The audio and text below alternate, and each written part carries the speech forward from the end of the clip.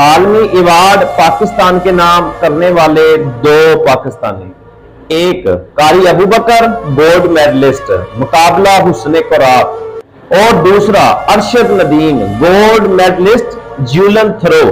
قرآن کے قاری کا انعام صرف 2 لاکھ روپیہ، وہ بھی اس کے مدرسے والوں نے دیا، اور نیزے کے کھلاڑی کا انعام 10 کروڑ۔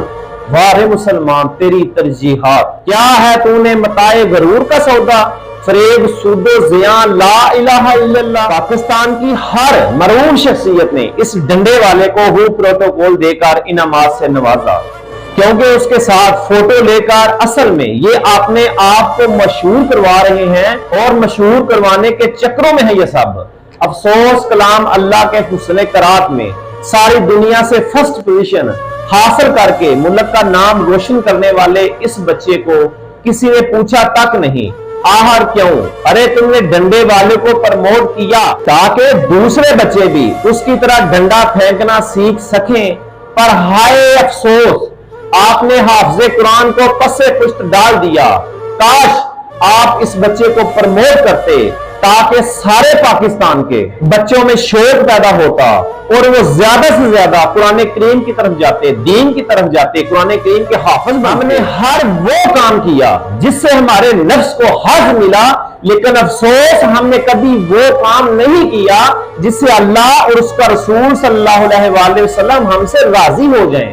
اس نے یہ جو ڈنڈا پھینکا ہے نا، اس نے ملک پاکستان کا نام روشن کیا، اور اس کی مبارکباد اور حج تقسیم دینے کے لیے ہر ایک پاکستان کا مشہور بندہ ادھر گیا اس کے گھر، اس کو نماز سے بھی نوازا ہے، حج تقسیم بھی پیش کیا، اور جو نہیں جا سکا نا، جیسے ڈاکٹر سبیل اکرام ہے، وہ نہیں جا سکا، اور اس نے اس گولڈ میڈلسٹ ارشد ندیم سے ویڈیو لنک پر رابطہ کیا ہے۔ ڈاکٹر صاحب نے جو بہترین کارکردگی پر اور اس کو ملک کا نام روشن کرنے پر مبارکباد بھی پیش کیا، اور نیک خواہشات کا اظہار بھی کیا، اور اپنے پاس بحری اٹون میں دعوت پر بھی بلایا ہے۔ لیکن ڈاکٹر سبیل اکرام صاحب، میرا آپ سے ایک سوال ہے ڈاکٹر صاحب، قرآن کریم کے حسن قرات کے مقابلے میں پوری دنیا سے 1 نمبر پوزیشن حاصل کر کے پورے ملک کا، پاکستان کا نام روشن کرنے والا وہ بچہ ابو بکر، اس کو آپ نے لنک کال کیوں نہ کی؟ اگر آپ نہیں جا سکتے تھے اس کو لنک کال کیوں نہ کی؟ اس کو اپنے گھر کھانے مدعو کیوں نہ کیا؟ اس کو انعامات سے کیوں نہ نوازا گیا؟ اس کو حج تقسیم پیش کیوں نہ کیا گیا؟ اس کو سلام پیش کیوں نہ کیا گیا؟ لیکن آپ نے ارشد ندیم کو اس لیے کیا کیونکہ آپ کے نفس کو ادھر حظ مل رہا تھا، اور آپ کی مشہوری ہونی تھی اس کو کال کر کے، کیونکہ اس ٹائم وہ فیمس جا رہا ہے۔ شہباز شریف صاحب نے کہا ہے جی ہمارا سر فخر سے بلند کر دیا تم نے اے ارشد ندیم۔ میں شہباز شریف صاحب سے ایک سوال پوچھنا چاہتا ہوں کہ جناب یہ ڈنڈا پھینکنے سے سر فخر سے بلند ہو سکتا ہے، تو کیا 57 اسلامی ملکوں میں حسن قرات پر پہلے نمبر پر آنے والے بچے نے جو پاکستانی تھا، کیا اس نے سر فخر سے بلند نہیں کیا؟ اگر کیا ہے تو شہباز شریف صاحب آپ نے 100 روپیہ بھی کیا دیا ہے اس بچے کو؟ آپ سوچیں، آپ نے بھی دین کا نام لیوا کو کیا عزت دی، کیا پروٹوکول دیا؟ آپ نے بھی وہ کام کیا جہاں آپ کے نفس کو حظ ملا۔ اگر ایسے اس بچے کو آپ عزت افزائی دیتے، یہ عمل یقیناً آپ کے لیے صدقہ جاریہ بنتا۔ اس اسلامی ملک، اسلامی جمہوریہ پاکستان میں ڈنڈا پھینکنے، گیندے پھینکنے اور کھڈی بلہ کھیڑنے سے جو عزتیں تو ملتی ہیں، لیکن ہائے افسوس دین کا نام لیووں پر پرچے کاٹے جاتے ہیں۔ جو خطب نبوت کا نام لیتا ہے، نبوت رسالت کا نام لیتا ہے، اور مدارس کو کتنا یہ حکومت پروٹوکول دے رہی ہے، جہاں قرآن کریم کے بچے حفظ کر رہے ہیں ان کو کتنا پروٹوکول دے رہے ہیں۔ گیندے پھینکنے والے، بیٹے کھیڑنے والے، اور گلی ڈنڈے کھیڑنے والے، اور فٹ بال کھیڑنے والے، اور ہر غیر اخلاقی گیم کھیلنے والے، کھیلوں کو پروموٹ کرنے والے، ان کی وجہ سے پاکستان کا نام کیا روشن ہوتا ہے؟ تو کیا حافظ قرآن، کیا عالم دین، کیا دین کا کام کرنے سے ملک کا نام روشن نہیں ہوتا؟ اور دین کا نام لیوا جو لوگ ہیں نا پاکستان میں، بجائے کہ آپ ان کو پروٹوکول دیں، آپ حج تقسیم پیش کریں، آپ ان کو سلام کریں، آپ تو ان پر پرچے کاٹتے ہیں، آپ تو ان کو پرچے کاٹ کے جیلوں میں بند کر دیتے ہیں۔ جناب آپ نے دین کا کام کیا ہے، آپ ڈنڈے پھینکو جا کے، گیندے پھینکو جا کے، پھر ہم آپ کو ایسے سلوٹ کریں گے۔ اچھا اس سب کو چھوڑو سائڈ پہ، چلو یہ دنیا دار ہیں، آئیے جی دین دار لوگ، سب کو چھوڑ دو۔ یہ طارق جمیل صاحب، یہ آپ کو تصویر نظر آ رہی ہے، ان سے میرا ایک معصومانہ سوال ہے۔ مولانا طارق جمیل صاحب، آپ عالم مبلغ اور عالم دین ہیں، اور ہم سے بہت بڑے عالم دین ہیں، لیکن آپ نے ارشد ندیم کو مدعو کیا، اپنے پاس بلایا، 5 लाख इनाम से नवाजा, अच्छी बात है, कर लिया, कोई बात नहीं, उसने मुल्क का नाम रोशन किया था। लेकिन जब एक छोटे बच्चे अबू बकर ने 57 इस्लामी ममालिक से कुरात का मुकाबला जीत कर आलमी अवार्ड हासिल किया था, तो वो भी कुरान करीम में, तो क्या तारक जमील साहब आपने उस बच्चे को मदऊ किया था? क्या हाफिज साहब को प्रोटोकॉल दिया गया था? क्या हाफिज साहब को इनामात से नवाजा गया था? क्या हाफिज साहब को प्लाट मकानात दिए गए थे? मौलाना, क्या ये दोगलापन नहीं है कि मालदार को इज्जत दें और हाफिज कुरान गरीब का नाम तक न लिया जाए?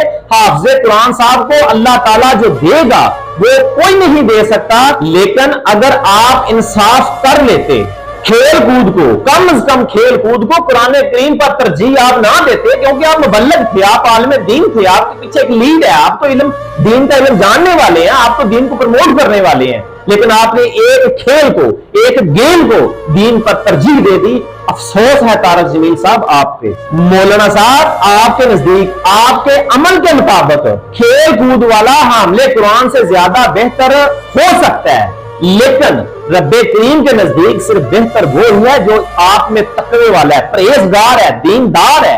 और आपके नजदीक तो बेहतर हो गया ना फिर खेल वाला दीनदार बंदे से। तो क्या वो हाफिज कुरान जो बच्चा है वो 10% तक नहीं पहुंच सकता था?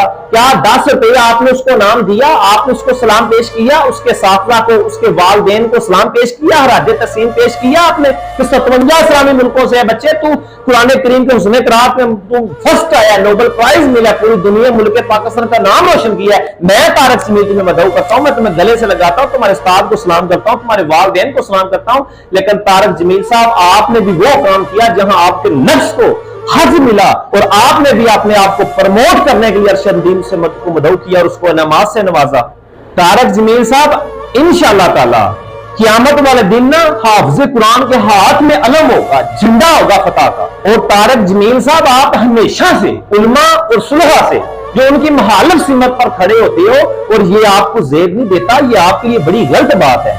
आहर में हम सब इस बच्चे को हराजे तकसीम पेश करते हैं और सलाम पेश करते हैं, जिसमें दुनिया वालों को बता दिया कि पाकिस्तान का अमन का गहवारा भी है और इस्लाम का गहवारा भी है। और मैं उन वालिदैन को सलाम पेश करता हूं जिन्होंने इस नेक और खूबसूरत बच्चे को पैदा किया, और मैं उन असातिज़ा को भी हराजे तकसीम पेश करता हूं जिन्होंने इस बच्चे को इस काबिल बनाया कि इसने पाकिस्तान का नाम रोशन करके तारीख को रकम कर दिया। और मैं अल्लाह पाक का भी शुक्र अदा करता हूं कि उसने हुस्न क़िराअत का ये जो मुकाबला, जो पूरी दुनिया का मुकाबला था, उसने ये क़िराअत का मुकाबला पाकिस्तान के नाम किया।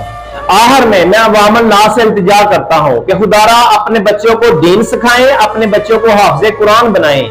इसका फायदा मुल्क पाकिस्तान को तो होगा ही होगा, लेकिन अगर वो दीनदार होंगे ना तो दीन की हर तरफ बहारें होंगी। रसूलुल्लाह सल्लल्लाहु अलैहि वसल्लम की शरीयत का कानून हर तरफ नाफिज होगा, तब अल्लाह तबारक व तआला मुल्क पाकिस्तान पर अपनी खास रहमतों का नज़ूल फरमाएगा और पाकिस्तान दुनिया में इज्जत का मकाम हासिल करके पूरी दुनिया पर फतह हुक्मरानी करेगा। और साथ ये दीनदार बच्चे अपने वालिदैन के लिए सदका जारिया भी होंगे, क्योंकि रसूलुल्लाह सल्लल्लाहु अलैहि वसल्लम का फरमाने आली शान है कि मेरी उम्मत के लोग जो पहाड़ों जितने गुनाह लेकर कब्रों में जाएंगे और जब क़यामत के दिन उठेंगे तो गुनाहों से ऐसे पाप होंगे जैसे अभी मां के पेट से जने गए हों। तो साहबा ने पूछा, या रसूल अल्लाह, वो कब्रों में वो लोग क्या अमल करते रहे हैं? तो रसूलुल्लाह सल्लल्लाहु अलैहि वसल्लम फरमाएंगे, वो अमल नहीं करते रहे, उनकी जो नेक और सालिह औलाद है, जिनको वो दुनिया में दीन पढ़ा के आए हैं, दीनदार बना के आए हैं, उनके नेक और सालिह अमल का अल्लाह तबारक व तआला बराबर में सवाब इनके वालिदैन को भी दे रहा है। सुभान अल्लाह।